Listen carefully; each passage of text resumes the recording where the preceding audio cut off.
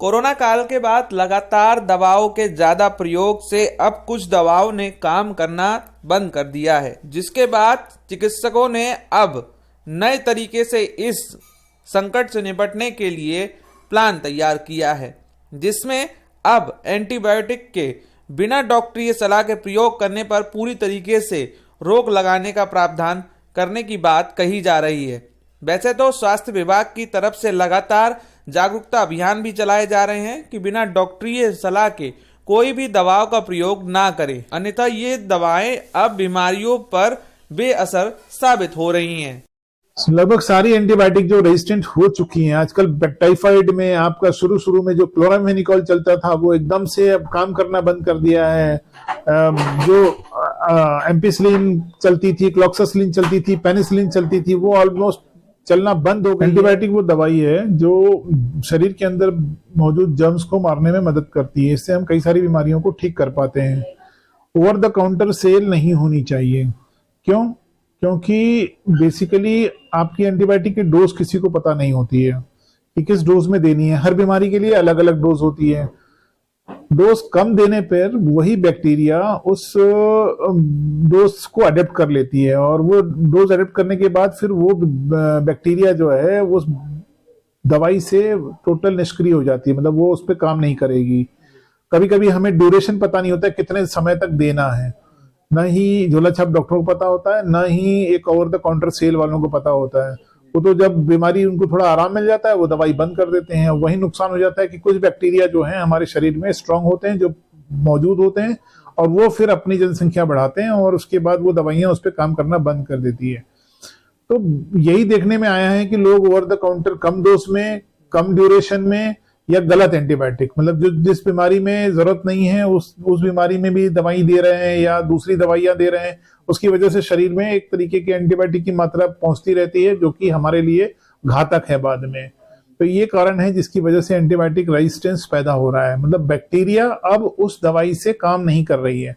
अब जब बैक्टीरिया काम नहीं करेगी तो वो बैक्टीरिया जो है वो किसी भी एक आदमी से दूसरे आदमी में फैलना उसका स्वभाव है। एक आदमी से दूसरे आदमी फैलेगी, पहले आदमी में भी काम नहीं करेगी एंटीबायोटिक, दूसरे में भी काम नहीं करेगी, फिर वो आदमी बीमारी होता चला जाएगा और कोई भी दवाई काम करना बंद कर देगी।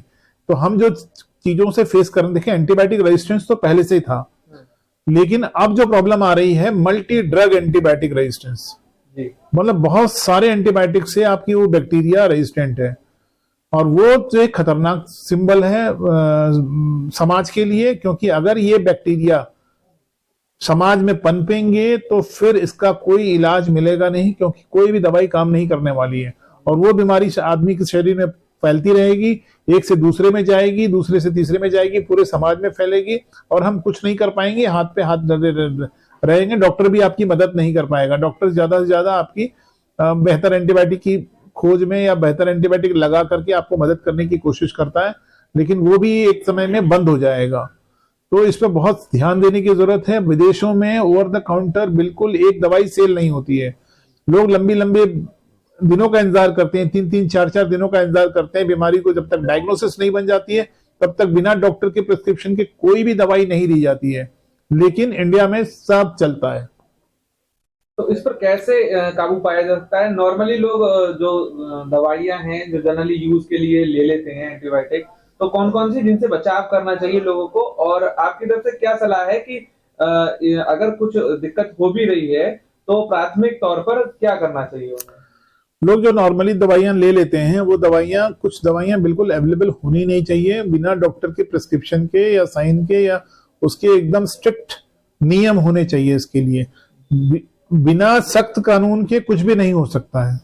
अगर ऐसी दवाइयां मिलती रहेंगी, हर फार्मासिस्ट डॉक्टर बना फिर रहा है, हर झोला छाप डॉक्टर बना फिर रहा है, इवन जो कंपाउंडर है, जो भी है, हर आदमी अपना दवाइयां प्रिस्क्राइब कर रहा है। ना उसको उसका ए पता होता है, ना उसको उसका बी पता होता है, ना उसको सी पता होता है।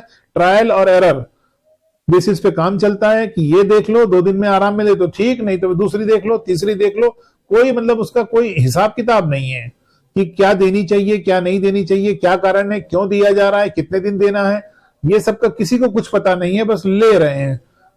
और इसलिए हमेशा बीमारी से डॉक्टर को कंसल्ट करें, डॉक्टर के प्रिस्क्रिप्शन पे काम करें, और बिना डॉक्टर प्रिस्क्रिप्शन के नहीं होना चाहिए। लोग अक्सर कम डोज में लेते हैं, ज्यादा डोज में लेते हैं, कम ड्यूरेशन में लेते हैं, ज्यादा ड्यूरेशन में लेते हैं, और वो फिर अल्टीमेटली रेजिस्टेंस हो जाता है। तो ऑलमोस्ट आप आज भी हम जब भी कोई बीमारी होती है, जैसे यूरिन में इन्फेक्शन हो गया, हम कल्चर कराते हैं। कल्चर में हम क्या करते हैं, बेसिकली बैक्टीरिया को हम बाहर ग्रो करते हैं, खेती करते हैं, और उस खेती में हम अलग अलग एंटीबायोटिक लगा करके चेक करते हैं कि कौन सी दवाई काम कर रही है। इसको कल्चर और सेंसिटिविटी कहा जाता है।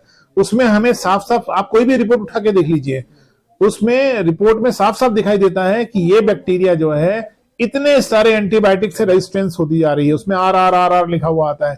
सेंसिटिव बहुत कम एंटीबायोटिक से दिखा रहा होता है, और ये आर की परसेंटेज जितनी ज्यादा बढ़ती जाएगी, वो बैक्टीरिया उतनी स्ट्रांग होती जाएगी, और वो बैक्टीरिया समाज में आगे चलकर महामारी का रूप ले लेगी।